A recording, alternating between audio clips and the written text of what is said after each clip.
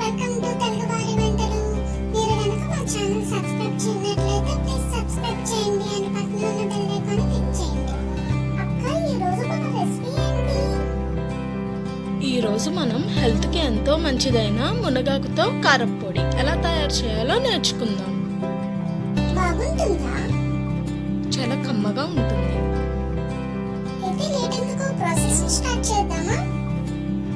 Okay, కానీ ముందుగా కడిగి పెట్టుకున్న మునగాకుల్ని తడి లేకుండా బాగా ఆరబెట్టుకోవాలి. అలా లేతగా ఉండేలాగా చూసుకొని తీసుకోవాలి.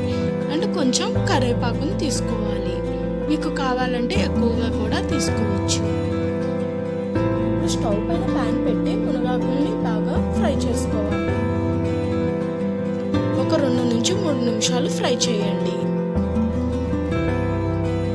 ఫ్రై అయిన తర్వాత వేరే ప్లేట్లోకి తీసుకోండి. చూసారు కదండి, అలా మనకు పొడి పొడిగా ఉండాలి.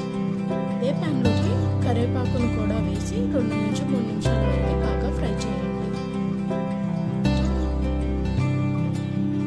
చూసారు కదా, మనకు కలర్ చేంజ్ అయింది. ఇప్పుడు మనం వేరే ప్లేట్లోకి తీసుకుందాం. చూసారు కదా, ఇది కూడా పొడి పొడిగా ఎలా ఉందో.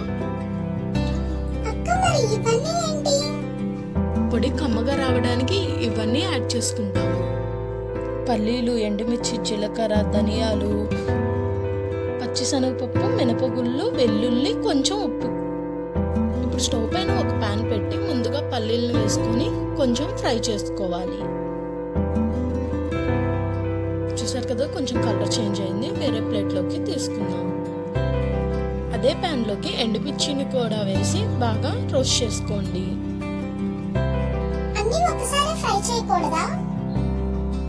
అన్ని కలిపి ఫ్రై చేస్తే కొన్ని మాడిపోతాయి. అందుకే విడివిడిగా ఫ్రై చేసుకుంటున్నాం. చూసావు కదా, ఇది వేగిపోయింది. ప్లేట్లోకి తీసుకుందాం. ఇప్పుడు 1 టేబుల్ స్పూన్ పచ్చిశనగపప్పు, మినపగుళ్ళు, జీరా, ధనియాలు మొత్తం కలిపి బాగా ఫ్రై చేసుకోవాలి. ఒక 2 నిమిషాలు అలా ఫ్రై చేసుకుందాం.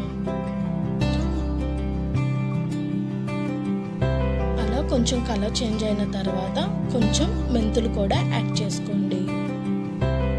ఇవన్నీ ఫ్రై అయిన తర్వాత వేరే ప్లేట్లోకి తీసుకోండి.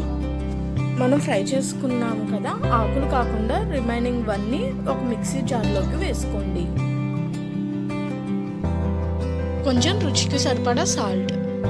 ఒకసారి మెత్తగా బ్లెండ్ చేయండి. చూసారు కదండి, మెత్తగా అయిపోయింది. ఇప్పుడు మనం ముందుగా ఫ్రై చేసి పెట్టుకున్న ఆకుల్ని కూడా యాడ్ చేసుకుందాం. మళ్ళీ ఒకసారి బ్లెండ్ చేయండి.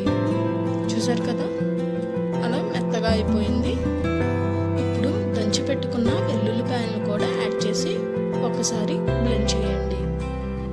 చూసారు కదండి, రెడీ అయిపోయింది మనకి. ఇది మనం 1 మంత్ వరకు యూజ్ చేసుకోవచ్చు.